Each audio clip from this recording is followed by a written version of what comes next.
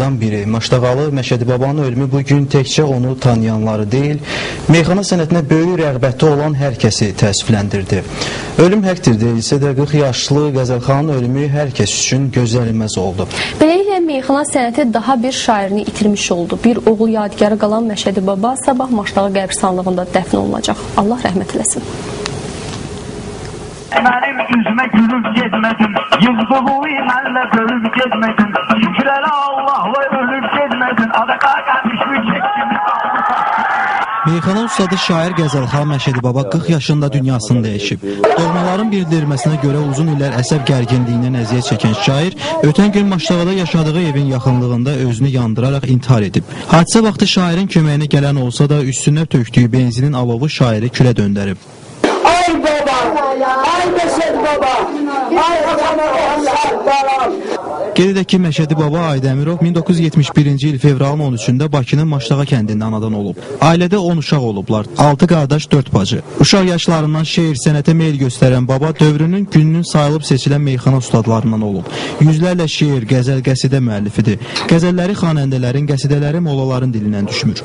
Məni dindirmə ey dilbər, tərağından heyim yoxdur. Gedib taqə, quru candan savay heç bir şeyim yoxdur. Məni qul-i biyabanlar görüb səhrada hürkürlər. Nə bir kəsdə belə görkəm, nə də böyle geyim yoxdur. O özünü heç kimin tələbəsi saymırdı. Söz sənətinin Allahdan gələn vergi olduğunu deyirdi. Bu meyxana belə şeydir ki, bunun ustadı yoxdur. Yəni ki, insan özündən asılıdır. Əgər bu sənin bacarığın varsa, deyəcəksən. Bacarığın yoxdursa, 50 il sənə bir dənə ustad dərs versin. Yenə desən, yəni ki, bu elə bir sənət deyil ki, bir rəngsazlıq deyil ki, baxasan əlinə, görsən bu rəngi necə çəkirsən də çəkirsən, ya bir materialistlik deyil ki, baxasan hansı qaykını necə atır, necə təmizliyi, necə bağlayır. Bu tamam Allahla əlaqədə olan vergidir. Bu varsa səndə var. Yoxdursa insanlar sənə kömək eləyə bilməz. Ola bilər of da öyrənərsən ustadından. Of məsəl üçün öyrənərsən. Deməyə qalsa qabında nədir elə odur.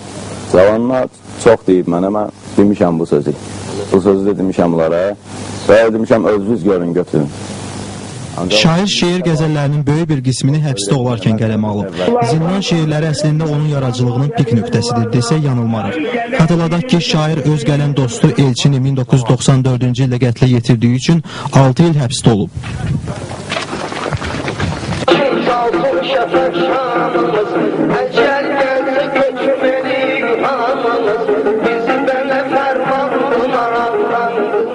Məşədi Baba 2000-ci ildə ailə həyatı qurub. Mircəlal adlı 8 yaşında bir oğlu var. Baba televiziya, radio verilişlərindən həmişə uzaq olub. Az yaşına baxmayaraq meyxana məclislərində, dəyişmələrdə rəqiblərinə qəti cavab verən, söz altda qalmayan ustad kimi yadda qalıb. Allah rəhmət eləsin, qəbrin olmalısan. Böyük itkidir. Balaca adam deyildi, yəni böyük şair idi. Allah rəhmət eləsin. Yəni siz də yəqin ki, onu görmüsünüz, götürmüsünüz. Yəqin ki, tək mən yox, çox meyxana deyəndə. Hamımız yəni görüb götürmüşük. Ustad idi də sözün əsl mənasında, Allah rəhmət eləsin. Dahi, ondan da olmayacaq. Ondan olmayacaq da. 3 gün bundan qabaq bir yerdə meyxana demişikdə, Mirfəridici çox meyxanayan vardı. Heç belə bir şey yoxdur, yaxçaqçı, şirin meyxana, hər şey. Necə oldu bilinmir. Allah Məşədi Babaya rəhmət eləsin, mən öz adımdan bütün Maştağı əhlinə, yəni ki, bu böyük itkidir, həm bizim üçün, həm meyxana sənəti üçün, həm Maştağı cəmaatı üçün. Neyniyə qismətdir də, hər bir adamın öz alnı yazısı var, yəqin, onun da qisməti belə yazılıb. Məşədi Baba həm də musiqili meyxana mahnı müəllifidir. Elə üzümü şahuzarım, məni ruzigar içində, məni ruzigar içində. Kim görür bu ahuzari, qalır ahuzar içində, qalır ahuzar içində. Məşhur Məsti Xumar mahnısı da onun yaradıcılığının nümunəsidir.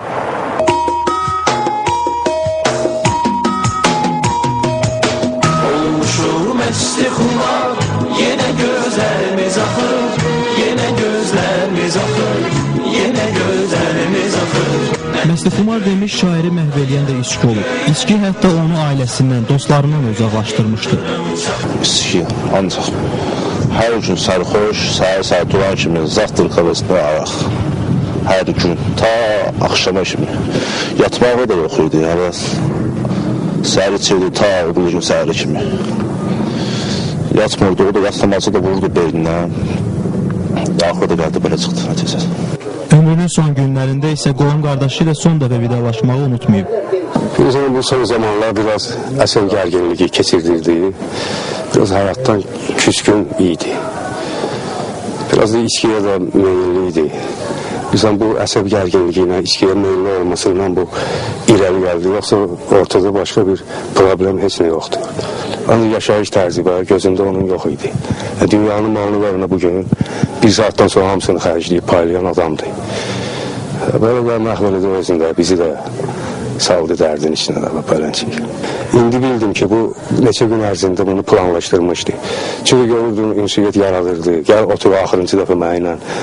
Şair sabah Məşdağa qəbirstanlığında dəfn olunacaq. Allah rəhmət eləsin. İlkin Kərimov, Turab Fətullayev, Aynis. Davam edirik başqa bir mövzu ilə. Avropa ölkələri üçün çoxdan adiləşən bizim